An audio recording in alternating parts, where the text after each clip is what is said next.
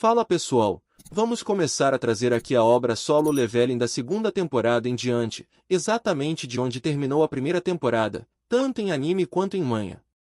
Estava de férias no interior, sem internet, sem nada, só a família e os bichos. Precisava desse tempo, mas vamos deixar de lenga-lenga e simbora para a história. Um menino olha para um cronômetro que descreve a quantidade de tempo gasto neste lugar e depois vem uma notificação de que todos os monstros foram mortos. O menino pensa que não haverá mais alertas e depois percebe que pode escolher uma classe com base no número de pontos que ele marcou aqui. O menino aperta sua arma em sua mão, percebendo que a missão acabou e ele receberá uma profissão.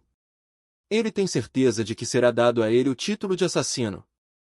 O menino nota outro aviso afirmando que a profissão será emitida ao final da análise do jogador e, aparentemente, Jin-Woo não pode escolher por si mesmo. O prota começa a analisar que colocou todos os seus pontos em força e agilidade. Ele pode obter uma classe guerreiro à custa da força ou um assassino à custa da agilidade. Ele também sugere que pode conseguir uma classe tanque por causa de sua resistência. Algo claramente deve ser de um dos lutadores acima para Jin-Woo, mas o menino ficará feliz com qualquer profissão que esta missão lhe der, porque é com um novo poder que ele será muito mais forte do que agora. Várias notificações chegam que, onde quer que o jogador vá, o ceifador o seguirá e o caminho do jogador está cheio de vários cadáveres e o cheiro de sangue. Ele não tem certeza do que os alertas estão falando. Outro continua dizendo que alguém não está deixando nada para seus aliados fazerem, lidando com suas próprias forças. Talvez seja um guerreiro.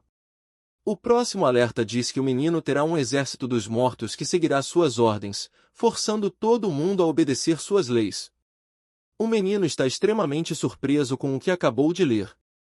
Ele pode sentir seu coração pulsar mais forte, ele está começando a ficar nervoso gradualmente porque esse mistério o faz sentir-se instável.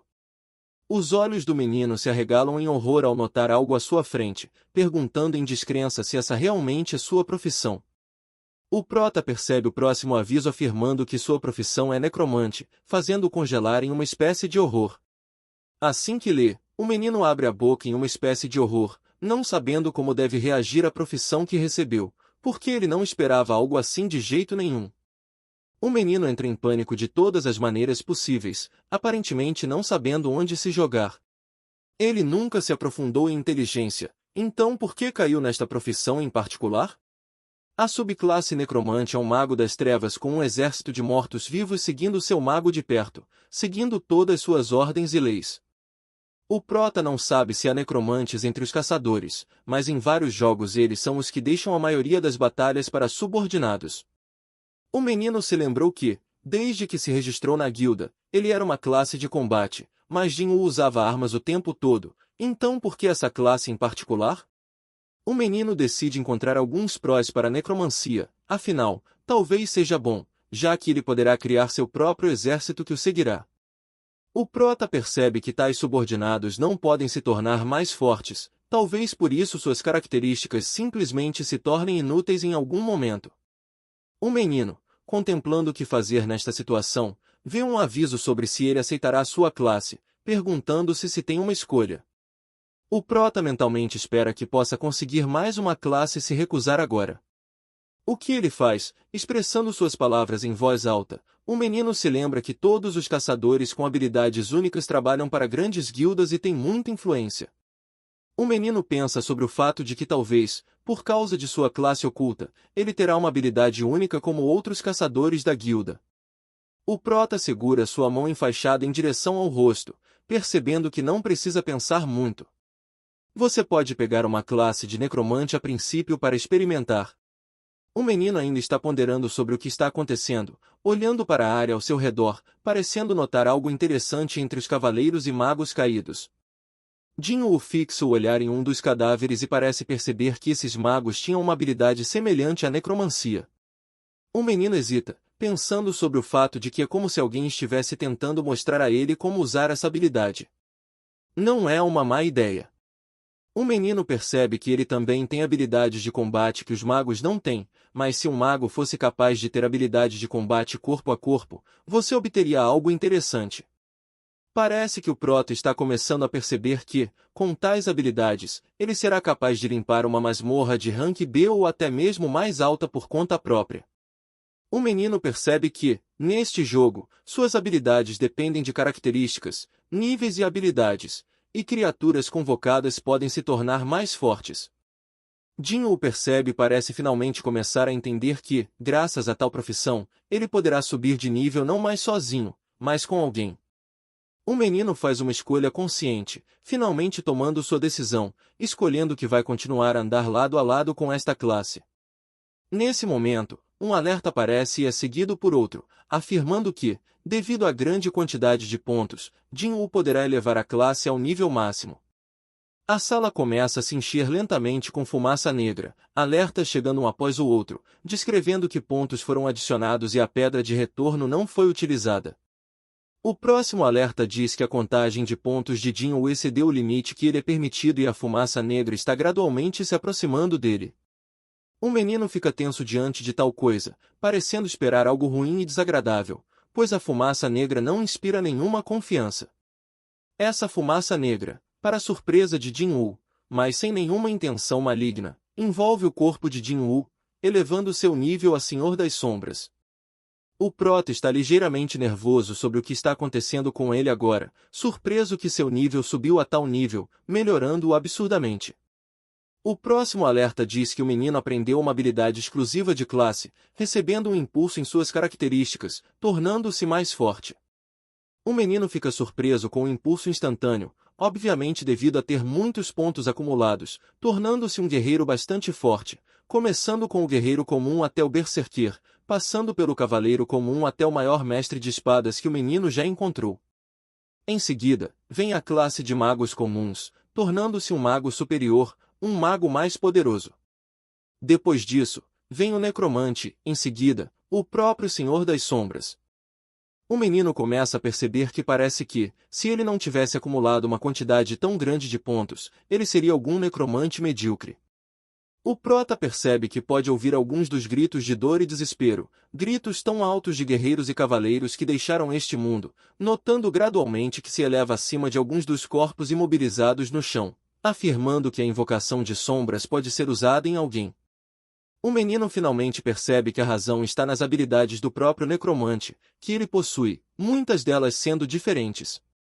Dinho percebe que a extração de sombras é necessária para transformar cadáveres em criaturas invocadas, e como o necromante é uma classe de comando, a próxima notificação não demora a chegar, pedindo-lhe para configurar uma frase-chave para invocar a sombra, fazendo-o pensar 2 vezes. O olhar do menino muda para um semblante sério, ele parece levar essa frase-chave a sério, escolhendo a palavra levante-se, curta e clara. No mesmo momento, fumaça negra começa a sair da armadura arruinada e dos cavaleiros mortos. Assim que a palavra-chave é ouvida, uma mão começa a emergir de algum cavaleiro que tenta sair da pesada armadura sob o comando de seu mestre. O menino observa enquanto um subordinado todo negro, com um brilho azul perto dos olhos, se levanta, curvando seu corpo em uma forma de reverência. Tal ação é chocante o suficiente para Jin-Woo, que de forma alguma está acostumado ao trabalho em equipe e que terá que tentar algo novo, não sozinho, mas tal imagem é interessante o suficiente para o menino, que parece que em um pouco mais de tempo se acostumará tranquilamente com seus subordinados. O menino começa a perceber que pode transformar todos os seus mortos em seres invocados que são de classificação normal por enquanto. Além dos cavaleiros regulares, no exército sombrio do menino, também estão presentes da equipe de elite que são magos das sombras, que Jin-Woo enfrentou. O Prota calculou que tinha cerca de 27 cavaleiros e 3 magos em sua equipe, seu número máximo sendo 30, tendo subordinados muito diferentes. Jin-Woo pensa sobre o que acontece quando ele obtém alguém com um caçador de classificação AOS, que são subordinados bastante fortes. O menino observa as sombras aparecerem diante dele, mas seu olhar cai sobre alguém sentado contra a parede, longe do resto dos cavaleiros. O menino lança um olhar para Egris, ponderando o fato de que sua equipe agora tem 2 sombras de classificação A com habilidades poderosas.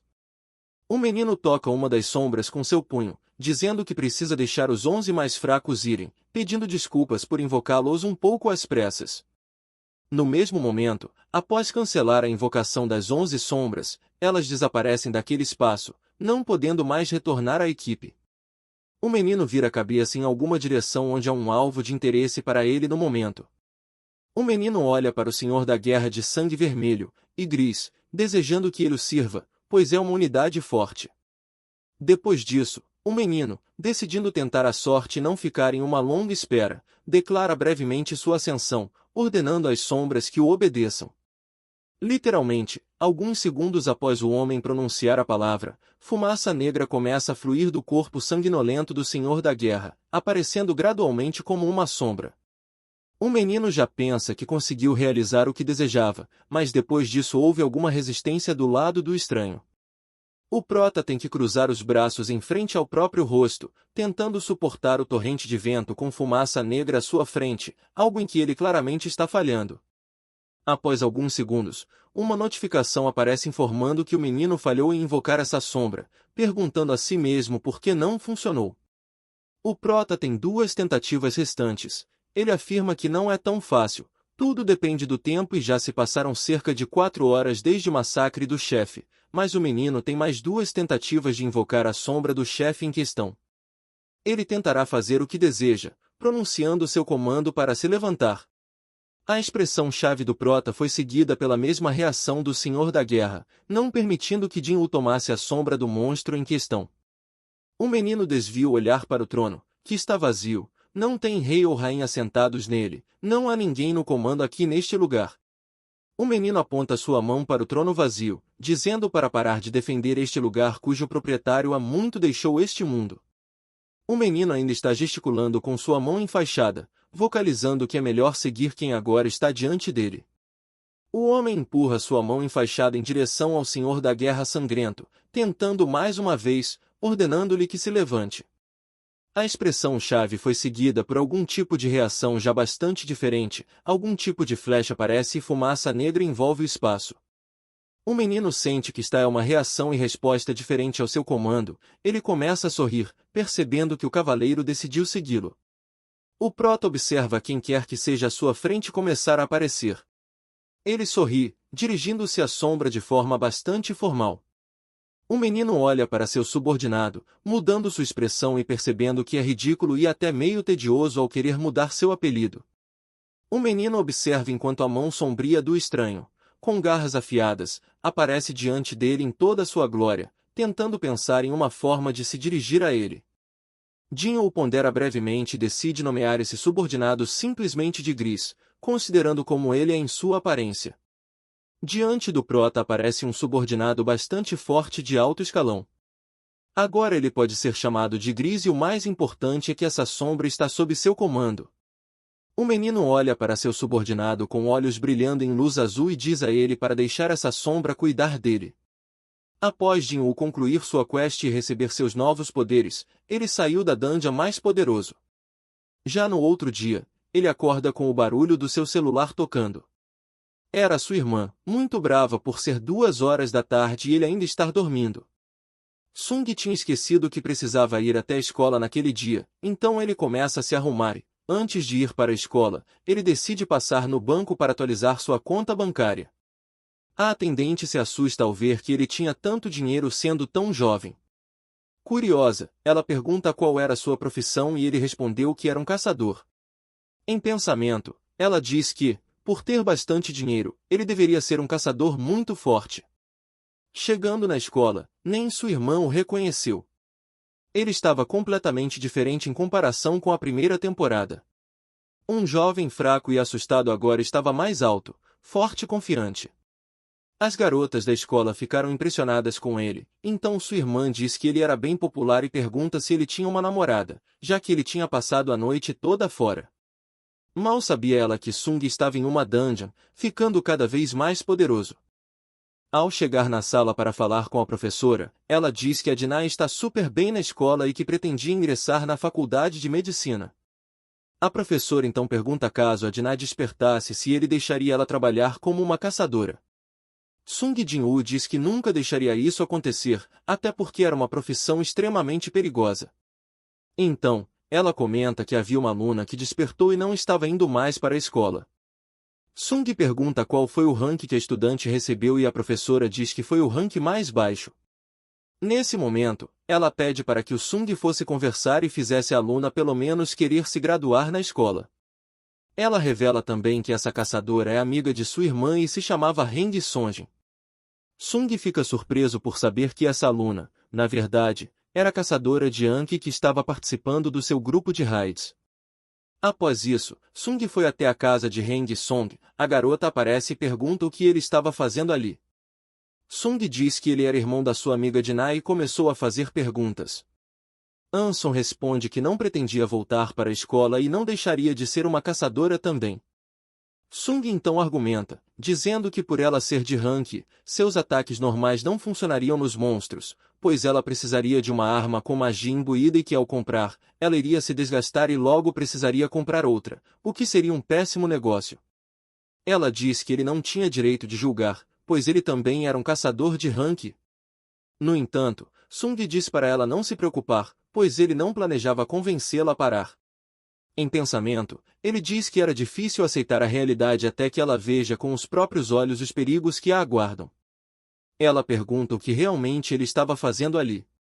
Sung responde que ele estava ali para torná-la uma caçadora excelente. Já no aeroporto, vemos a chegada do Huang Dongsu. Ele é um caçador de rank S e irmão do Huang Dongsu, aquele mesmo caçador que tentou assassinar o Sung Jin-woo, juntamente com o seu grupo de caçadores. Porém, Sung Jin-woo acabou com todos eles e é exatamente por isso que o Dong-soo veio para a Coreia, pois ele estava atrás do Sung Jin-woo. O responsável por acompanhá-lo é o caçador Woo Jin-shu, que é o inspetor-chefe da divisão de monitoramento da Associação de Caçadores. Dong Jisoo pergunta se ele ainda trabalhava como braço direito do velho Gongyi e diz que se fosse ele, arrancaria o braço esquerdo do velho para que assim ele pudesse ficar com o controle de tudo. Jin-shu apenas o ignora e pergunta quanto tempo ele iria ficar na Coreia. Dong Jisoo diz que não pretendia ficar por muito tempo e que iria embora após terminar alguns negócios. Jin-shu então disse os negócios de um homem que abandonou sua terra natal e se mudou para os Estados Unidos tinham relação com os caçadores de rank e de Sung Jin-woo e Jin-woo? Sem paciência, Dong-gu diz que ele estava perguntando algo que já sabia e pergunta se ele iria pará-lo. Jin-shu responde que apenas estava fazendo seu trabalho. Dong Jisoo sorri e coloca a mão no ombro de Jin-shu, dizendo que gostava dele e faz uma proposta para que ele fosse para a guilda dos carniceiros, pois lá eles poderiam tratá-lo melhor do que aquele presidente velho.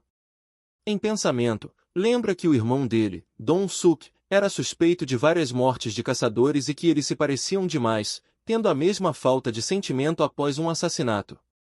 Já no outro lado da cidade, estava o Sung Jin-woo e a caçadora Anson.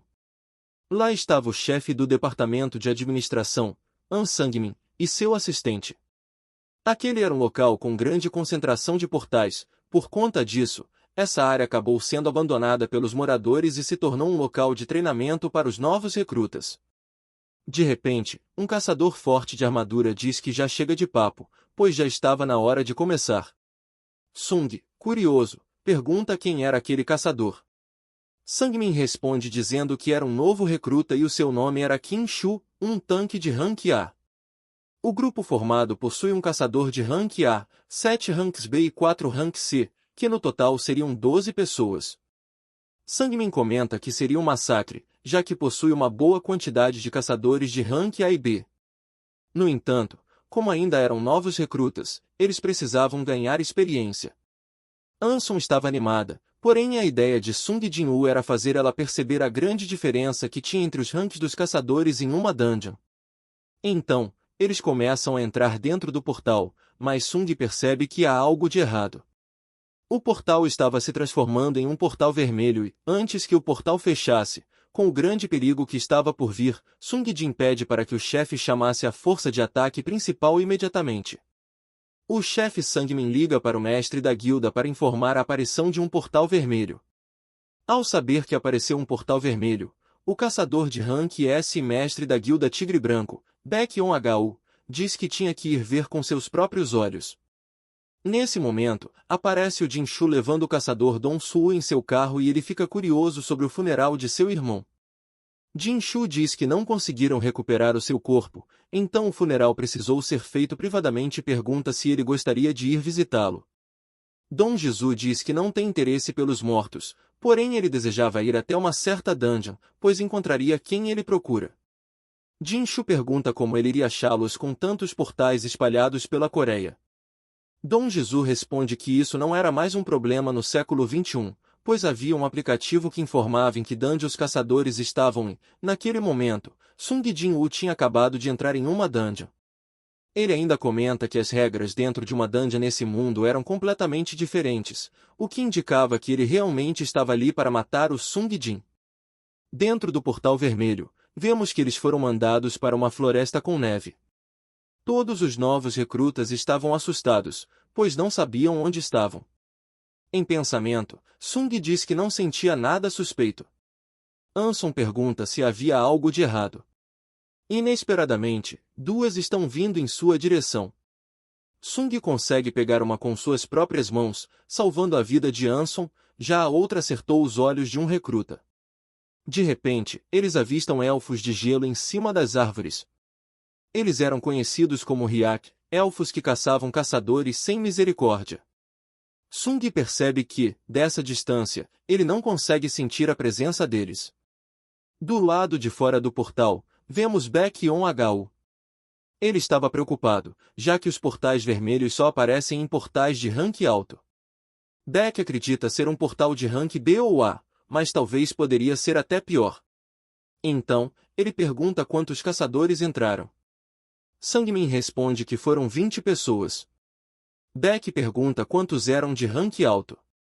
Sangmin diz que havia apenas um rank A e 7 rank B. Baek então diz que se for um portal de rank B, precisaria de pelo menos 3 caçadores de rank A, porém se for de rank A, precisaria de um rank S ou 10 caçadores de rank A. Então, ele chega à conclusão de que se o portal for de rank A, deveriam considerar que todos estavam mortos, e se tivessem sorte, no máximo 2 ou 3 caçadores de rank A ou B voltariam vivos. Sem jeito, Sangmin diz que tinham outras 2 pessoas lá dentro que não eram da guilda e que um deles era um caçador que tinha chamado muito a atenção dele. Baek então pergunta se ele era um caçador de rank A ou B e ele diz que não. Baek pergunta se seria um caçador de rank S. Sangmin então responde que, na verdade, ele era um caçador de rank e voltando para o portal, vemos que o Sung estava sério, segurando a flecha de gelo na mão e percebe que os elfos eram espertos, já que eles focaram exatamente os 2 caçadores mais fracos do grupo e diz que se fosse há 2 meses atrás, com certeza essa flecha seria para ele. Sung fica furioso e diz que irá matá-los com suas próprias mãos. Nesse momento, o tanque diz que não tinha certeza se todos entenderam a atual situação deles, pois estavam dentro de um portal vermelho. Ele revela que eles estavam presos até que todos fossem mortos ou a dungeon se abrisse. Anson, sem entender, pergunta para o Sung Jin-woo o que seria um portal vermelho. Sung então responde que basicamente seria um portal especial que conectava o mundo com o outro e assim que eles entraram, o portal se fecha e ninguém consegue entrar ou sair dele, a não ser que o boss fosse morto ou a dungeon se abrisse sozinha. Resumindo, eles estavam completamente abandonados. Após todos entenderem a atual situação e os riscos que o portal vermelho tem a oferecer, Qin Shu, o tanqueiro de rank A, toma a frente e se apresenta novamente, dizendo que tomará responsabilidade pela sobrevivência de todos. Ele revela que o portal vermelho era, no mínimo, de rank B. Sabendo disso, ele diz que seria muito difícil cuidar de um grupo tão grande como aquele para conseguirem derrotar o boss. Nesse momento, ele decide formar um grupo separado para derrotar a dungeon. Sung Jin-woo se espanta com a ideia de se separar justamente no território inimigo. Qin Shu diz que se eles ficassem parados ali, poderiam morrer de frio ou até mesmo emboscados pelos inimigos. E se ninguém quisesse ir junto, ele iria derrotar a dungeon sozinho. Então, os caçadores começam a montar o grupo, até que um caçador é empurrado pelo Qin Shu, que fala que não poderia levar ninguém que era de rank C ou menor, pois seriam um peso morto e acabariam atrapalhando, deixando claro que estava abandonando os caçadores mais fracos. Qin Shu argumenta que não era para eles ficarem desapontados, pois se eles quisessem ficar vivos, deveriam esperar até eles derrotarem o boss para que assim todos conseguissem voltar com segurança. De repente, uma caçadora de rank B interrompe e pergunta se poderia mudar de grupo. Qin Shu aceita, mas em pensamento se pergunta por que ela trocaria de grupo ao invés de ficar do lado de um rank A. Porém, como surgiu uma vaga, ele decidiu levar um caçador mais fraco. Quando a caçadora foi para o grupo do Sung, ela diz que o Qin Shu não conseguiu perceber as flechas que estavam vindo em direção, mas que o Sung conseguiu ver e até pegar uma com suas próprias mãos, salvando a vida de Anson. Percebendo isso, ela sabia que ele não era um caçador de rank. Já do lado de fora do portal, Sangmin diz que ele é um caçador forte e acredita que ele recebeu um despertar duplo. Então, Baekhyun-Hagao pergunta se ele tinha certeza ou se aquilo era apenas especulações. Sangmin não consegue dar uma resposta definitiva, então Baek diz que a única esperança seria o caçador de rank A. Em pensamento, Sangmin diz que se o Baek encontrasse com Sung Jin-woo, entenderia o que ele estava falando. Nesse momento, o chefe do primeiro departamento de administração aparece e diz que no quesito de força, Qin Shu não ficaria para trás dos membros da equipe principal da guilda do Tigre Branco, já que seus resultados de treinamento eram impressionantes.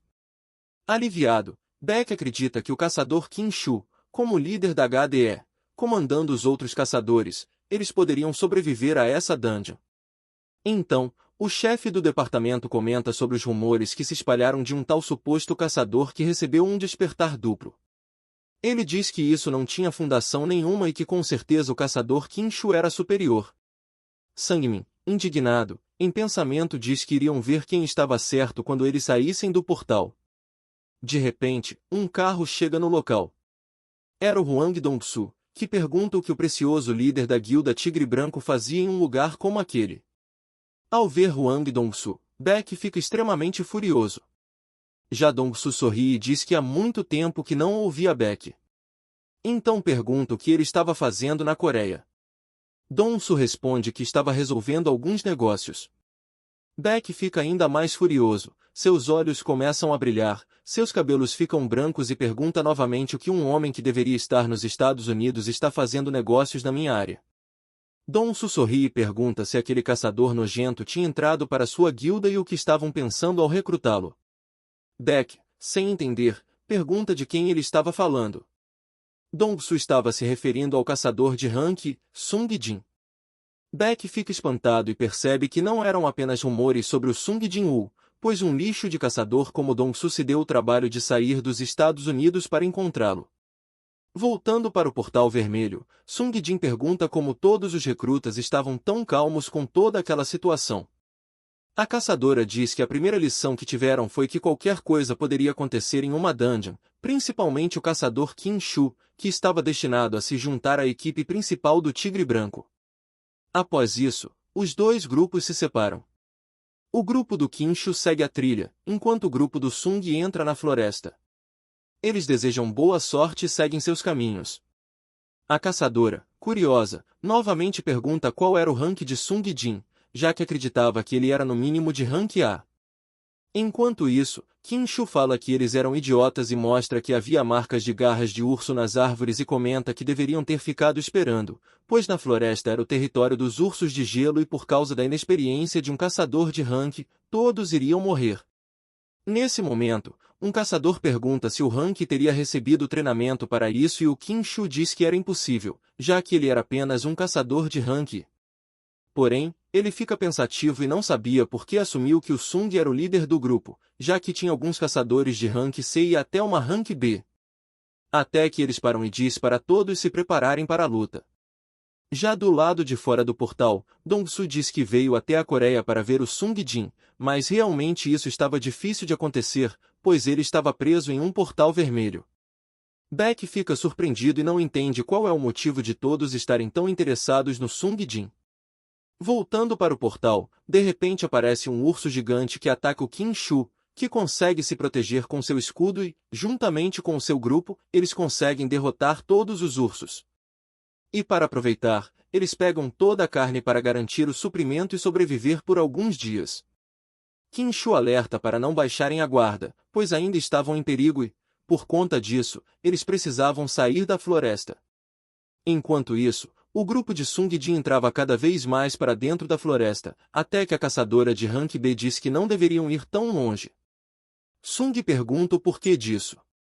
Ela diz que a área estava coberta por marcas nas árvores, o que indicava que a floresta era território dos ursos de gelo e que deveriam sair de lá antes que os monstros chegassem. Sung suspira e diz: se você está dizendo que esse é o território dos ursos, então devemos continuar seguindo para a floresta. A caçadora, indignada e sem entender o motivo, pergunta se ele estava querendo morrer. Nesse momento, Sung disse que se aquele era o território deles, era melhor se preocupar com os ursos de gelo do que com os elfos de gelo, que seriam extremamente mais fortes. Após isso, para não morrerem de frio, Sung abre o seu inventário e retira alguns casacos de pele, entregando para todo o grupo, o que deixa todos impressionados, pensando que Sung possuía magia espacial e seria poderoso, já que a magia espacial seria limitada a apenas 1 ou 2 itens. Porém, Sung foi capaz de invocar vários Anson. Então, pergunta quem ele era de verdade. Sung Jin responde que ele era responsável pela segurança dela, já que foi ele quem a levou para esse portal. Além disso, ele diz que não é para ninguém fazer perguntas ou pedir alguma coisa para ele, que dessa forma ele iria manter todos em segurança. De repente, eles ouvem alguma coisa se aproximando e era um urso de gelo. Todos ficam assustados e dizem que foi uma péssima ideia entrarem na floresta, já que os ursos eram monstros de nível alto para eles. A caçadora de Rank B diz que iria distraí-la enquanto o resto do grupo achava uma abertura. Nesse momento, Sung interrompe e diz: eu vou falar com clareza, eu vou caçar os monstros sozinho.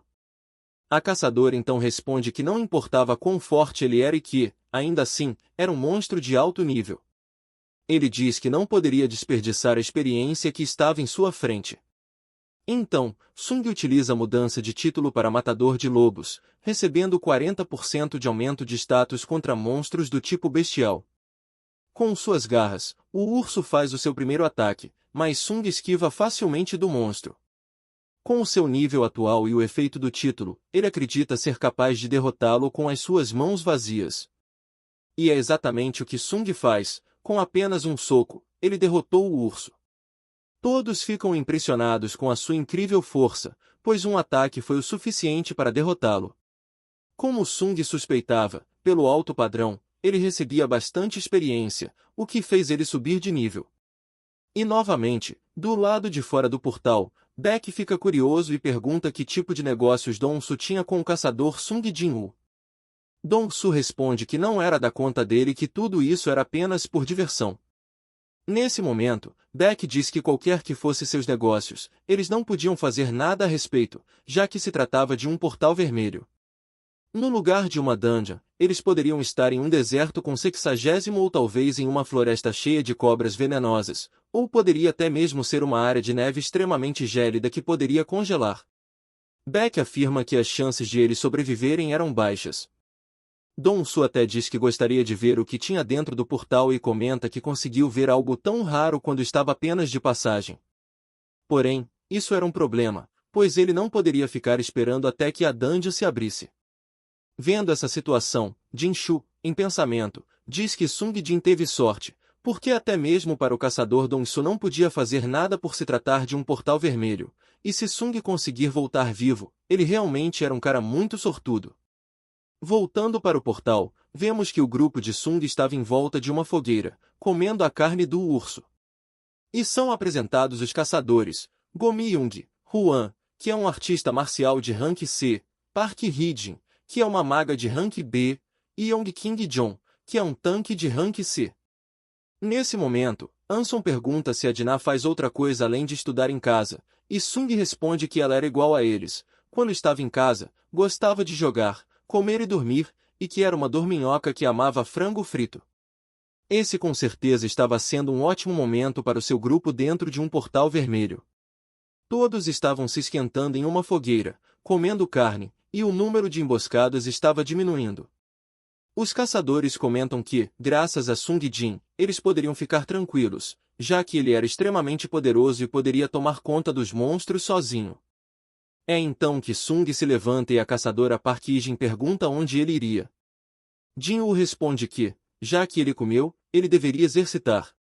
Todos acham estranho querer treinar enquanto estão dentro de um portal. Ele diz que, se não fizesse isso, seria punido, e como todos já sabem, caso Sung não faça o treino diário, ele acabaria sendo teleportado para a zona de punição, o que deixaria todos em perigo sem a sua presença. Após se aquecer, ele começa a caçar e, em sua frente, encontra uma caverna que estava cheia de ursos. Ele nota que os números eram quase parecidos com o número de sombras que ele possuía. É nesse momento que Sung Jin-woo dá o comando, saiam, e todo o seu exército, liderado pelo Cavaleiro Gris, aparece. Sung diz, vocês sabem qual é a primeira missão de vocês? Vão. Nesse momento, inicia uma batalha absurda entre os ursos de gelo contra os Cavaleiros das Sombras. Enquanto isso, os magos ficavam livres para conjurar suas magias de fogo a longo alcance. Magos com forte poder de fogo e uma infantaria com rápida regeneração. Realmente, os soldados das sombras eram extremamente poderosos, superando as expectativas de Sung Jin-woo. No entanto, ao utilizar a regeneração, as sombras consumiam uma alta quantidade de sua mana durante a batalha. De repente, aparece um urso enorme, com cicatrizes, olhos vermelhos e um cristal em seu peito que era roxo, diferente dos outros ursos, o que indicava que ele era o líder. Ele simplesmente estava acabando com todos os soldados de Sung Jin-woo, o que fez a sua mana acabar. Com isso, seus soldados não poderiam mais se regenerar por falta de mana. Nesse momento, Sung ordena para que Ygritte enfrentasse o líder dos ursos. Então, Ygritte puxa sua espada e parte para cima. O urso até tenta acertá-lo, porém Ygritte esquiva facilmente e corta o braço do urso. O urso fica furioso e novamente ataca com o outro braço, mas Ygritte era extremamente veloz e corta o outro também. Com sua imensa velocidade, Ygritte começa a cortá-lo em várias direções, o que deixou Sung Jin-woo impressionado. Com o urso todo machucado e sem forças, Ygritte faz o seu último ataque e corta sua cabeça. Após isso, Ygritte pega a cabeça do urso e leva para o seu mestre. Em pensamento, Sung diz que não teria chances alguma contra Ygritte se ele tivesse usado sua espada na batalha. Sung acredita que atualmente eles estão no mesmo nível, até que Ygritte deixa a cabeça do urso em sua frente e se ajoelha. Então, Sung diz, não, ele é mais forte. Sung agradece a Ygritte pela vitória na batalha e então decide transformar o urso em uma de suas sombras. Erga-se!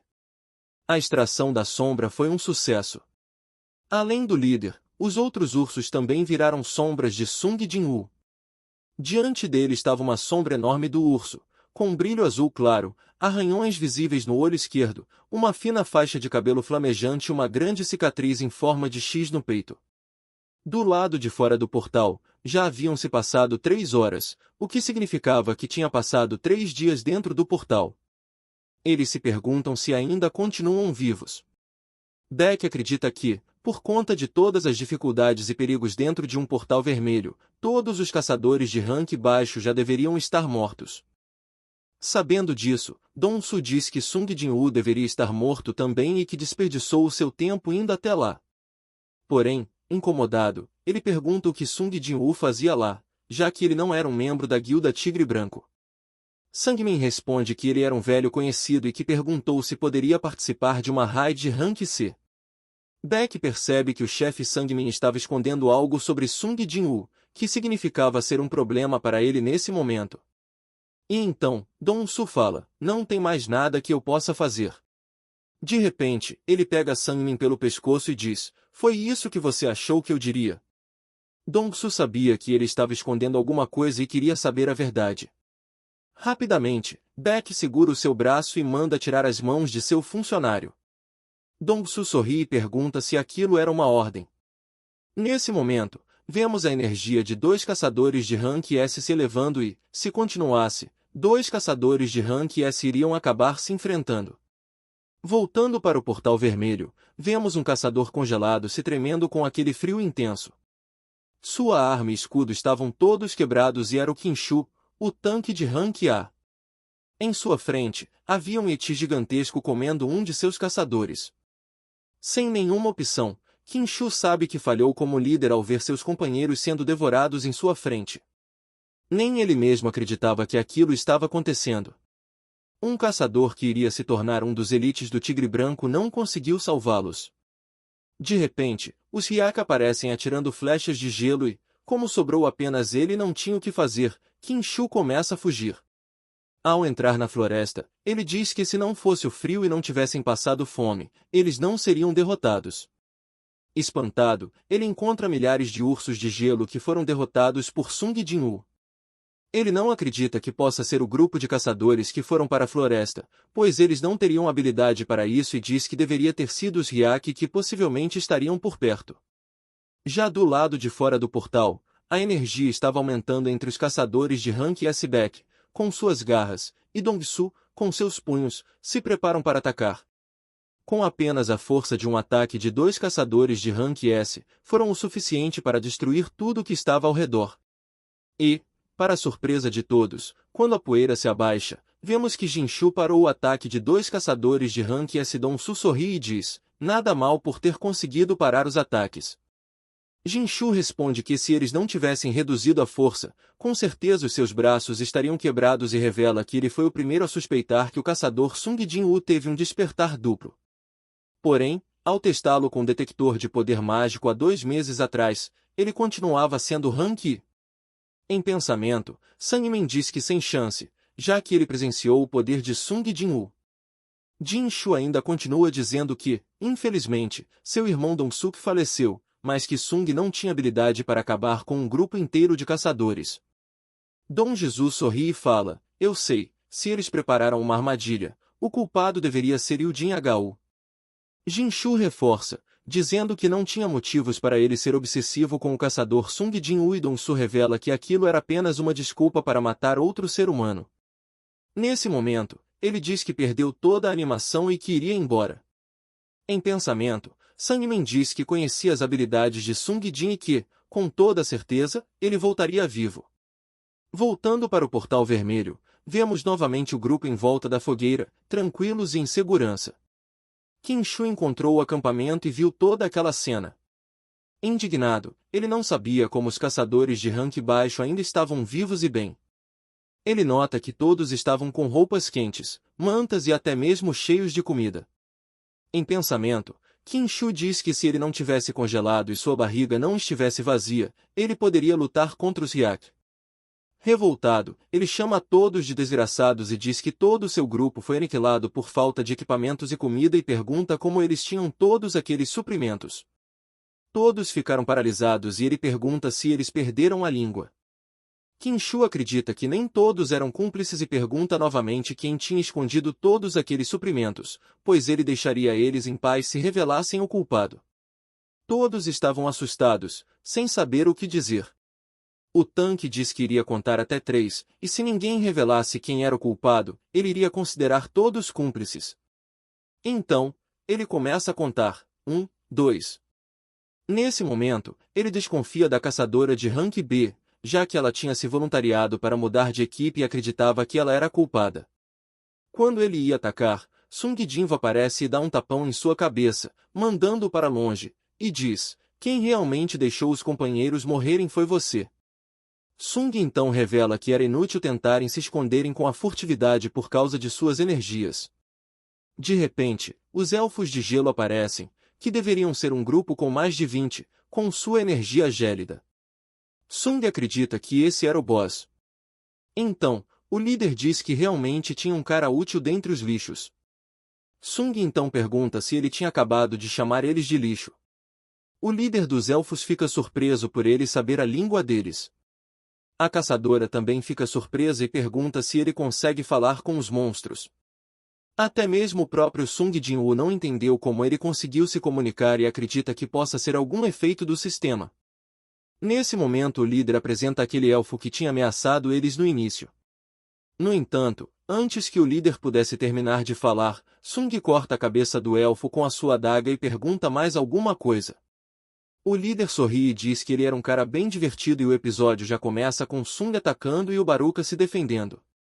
O elfo diz que tinha uma proposta a fazer e que não iria prejudicá-lo, mas que precisava perguntar uma coisa antes. Ele pergunta por que o Sung estava com eles, mesmo não sendo humano. Sung fica sem entender o que ele estava falando. Baruka revela que em suas cabeças existe uma voz constante mandando eles matarem os humanos, mas que não ouvia nada contra ele em pensamento. Sung acredita que essa voz pode ser igual às ordens que ele recebe do sistema e que, se a voz não se aplicava a ele, deveria ser por causa dele se tornar um jogador do sistema. Baruka diz que eles não precisavam lutar, pois não queriam casualidades desnecessárias. Então, ele pede para entregar os humanos que estavam atrás dele. Fazendo isso, Baruka diz que pouparia sua vida. Sung, todo sério, diz que também queria perguntar uma coisa e pergunta quem eram eles, de onde vieram e por que estavam tentando matar os humanos. Nesse momento, Baruka tenta falar alguma coisa, mas deu um bug no sistema, então ele repete a mesma coisa, que eles não precisavam lutar e que bastava entregar os humanos para pouparem sua vida. Sung se espanta e percebe que aconteceu alguma coisa estranha, pois o elfo evitou sua pergunta, ou poderia ser o sistema. Baruka então pergunta se ele aceitava sua proposta. Sung simplesmente responde que recusava. Baruka diz como planejava lutar contra ele e seus soldados e se achava que poderia derrotar todos sozinho, mesmo estando em desvantagem em números. Sung então diz: números? Que números? Nesse momento, todos os soldados das sombras aparecem, até mesmo os ursos de gelo que ele havia acabado de fazer extração. Todo o grupo do Sung fica espantado com toda aquela cena, vários soldados e ursos aparecendo. O elfo sorri e diz que aquilo era um truquezinho barato. Sung então pergunta se ele achava que o truque dele era barato e manda suas sombras atacarem os elfos. Com isso, uma batalha sinistra começou entre eles. O grupo dos caçadores começa a recuar, já que não podiam fazer nada naquele momento. Em pensamento, Sung diz que não era um blefe do elfo ao dizer que aquilo era um truque barato e, apesar de ter vantagem em números, ele não poderia mantê-los por muito tempo, pois mesmo sendo imortais, os números iriam diminuir se eles continuassem a ser destruídos. Sung até subiu o nível dos soldados e eles deveriam conseguir cuidar dos elfos. Mas o problema mesmo era o líder. Em pensamento, Sung diz que só de olhar sabia que ele era muito forte e que seria muito difícil, até mesmo se ele e o Ygritte se juntassem para lutar, pois um soldado comum não iria adiantar. Então, por isso, ele precisava de uma sombra mais forte. Nesse momento, Baruka se apresenta e pergunta qual era o seu nome. Sung então diz o seu nome, pega uma espada e joga em direção ao Khenshu, que estava desmaiado. Nisso, Sung parte para cima, porém Baruka esquiva com facilidade do seu ataque, segurando sua adaga com o pé. Sung utiliza o sistema, guardando sua adaga e pegando novamente, surpreendendo Baruka. Mesmo assim, ele conseguiu bloquear o ataque do protagonista e ainda deu um chute, mandando-o para longe. Baruka estava bem animado e comenta que fazia muito tempo que ele não se divertia tanto. De repente, o mago lança um meteoro em Baruka, fazendo uma bela explosão. Sung diz que, graças ao seu mago, ele conseguiu ganhar um tempo. Nesse momento, vemos que o Khenshu acordou e se lembra que foi o Sung Jinwoo que bateu nele. Furioso, ele pega a espada que o próprio Sung deixou e diz que iria matá-lo. Enquanto isso, Sung, vendo as chamas, acredita que só aquilo não seria o bastante para acabar com o elfo, então ele fala para ele não perder tempo e sair logo de lá. Baruka sai das chamas, dizendo que se aquele era o limite do seu soldado e parte para cima do Sung Jinwoo. Ao mesmo tempo, percebemos que o Khenshu foi atacá-lo também. A caçadora até grita avisando Sung Jinwoo. Então vemos o tanqueiro em suas costas, dizendo para ele morrer. Baruka até ri, dizendo que não era apenas ele que queria sua cabeça. Porém, o que não esperavam é que aquele era o plano do Sung Jinwoo desde o início. Sung previu que o Khenshu ia fazer isso, então ele convoca o Ygritte, que finaliza cravando sua espada no peito do Khenshu. Em seus últimos momentos, Khenshu percebeu que o Sung Jin tinha previsto tudo isso. Baruka achou bem interessante, mas acredita que nada daquilo iria mudar. De repente, Sung Jin diz, erga-se, Ygritte.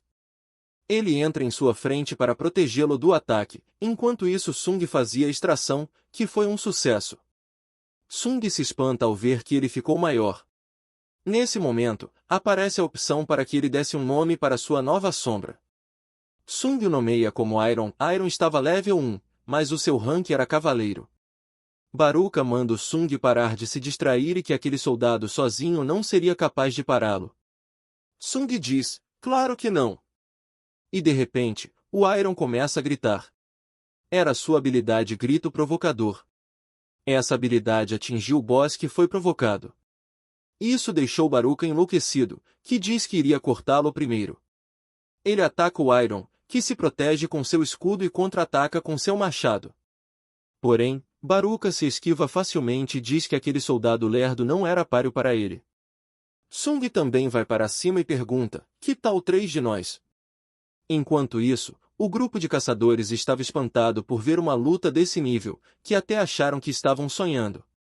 Igris, com toda a sua velocidade, ataca Baruka, que escapa por pouco, mas Sung golpeia ele pelas costas, aplicando seu efeito de paralisia e sangramento.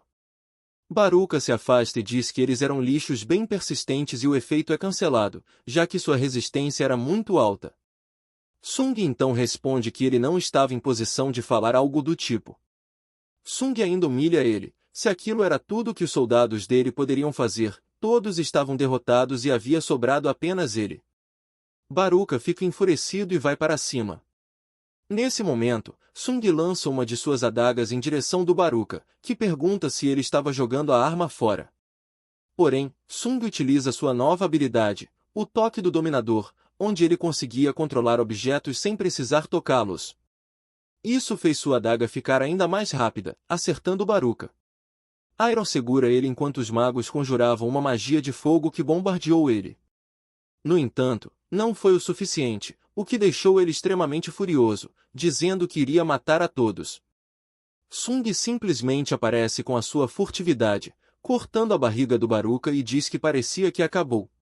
Porém, Baruka segura o seu braço e pergunta quem ele pensava que estava enfrentando. Iron, sem pena, aparece novamente atrás dele, dando o último golpe. Baruka finalmente foi derrotado e fez o menino Sung receber bastante experiência, upando alguns níveis. Sung, aliviado, em pensamento diz que finalmente tinha acabado e, do nada, o Iron novamente acerta ele com um ataque. Sung diz que ele podia parar e que, mesmo após se transformar em uma sombra, ele continuava burro. Iron olha para o Igris, que suspira e vira as costas para ele. Iron fica sem entender nada, vira para os soldados e comemora. Realmente, Sung conseguiu uma sombra bem engraçada. E finalmente, o Sung diz, vamos voltar. Todos ficam surpresos e perguntam, voltar? Nesse momento, um portal se abre e ele responde que era para fora do portal. Todos, muito felizes, comemoram por conseguirem voltar vivos para casa.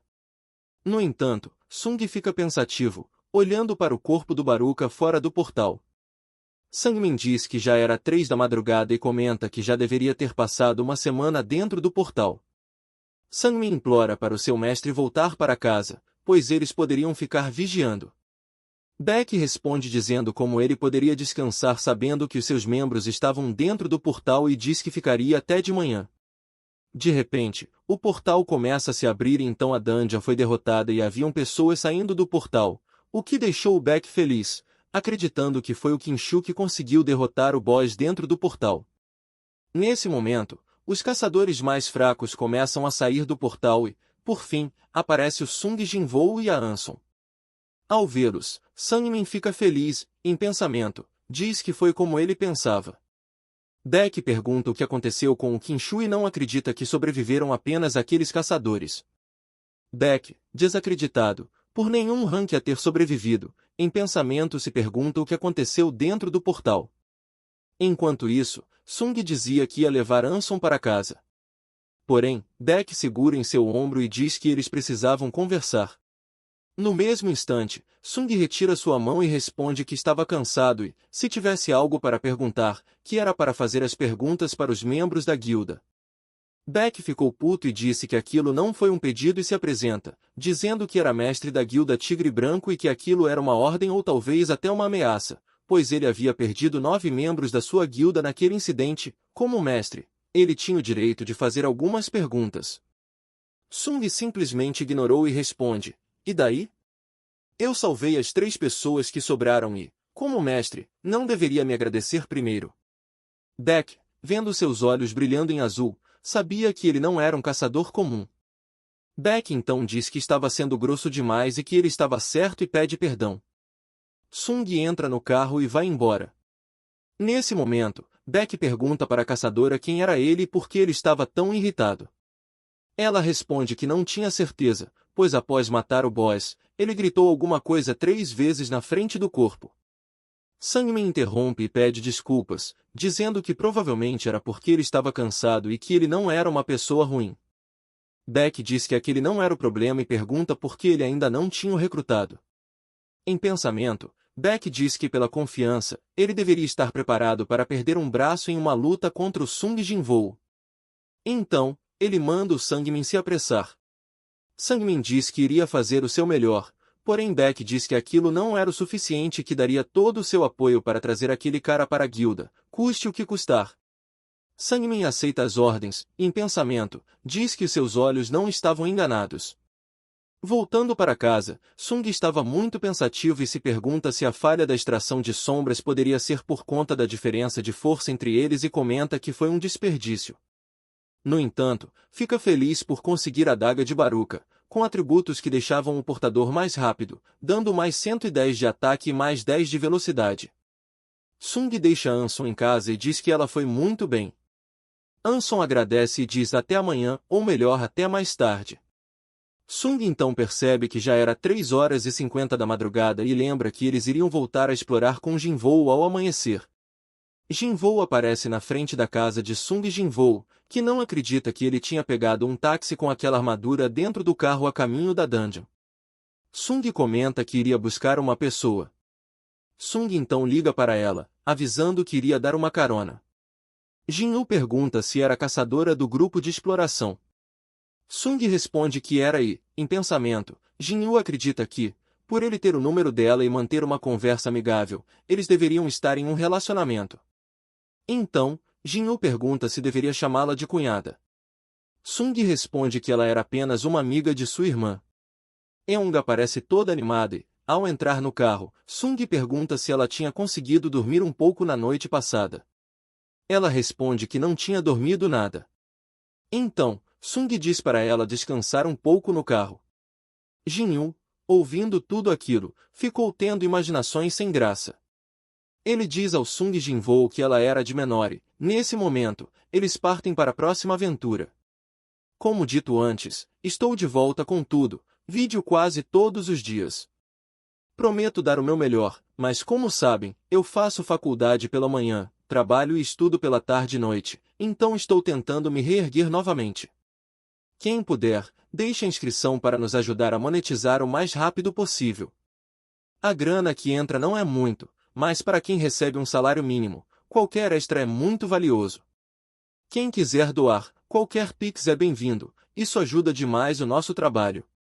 Além disso, tem o valeu do próprio YouTube e o nosso clube de membros. Voltarei a fazer a lista daqueles que ajudaram o canal. Caso não queiram perder os próximos lançamentos, se inscrevam e deixem o like, isso é muito importante para nós, além dos comentários, que geram engajamento para o canal. Aguardo vocês no próximo Nerd Recap.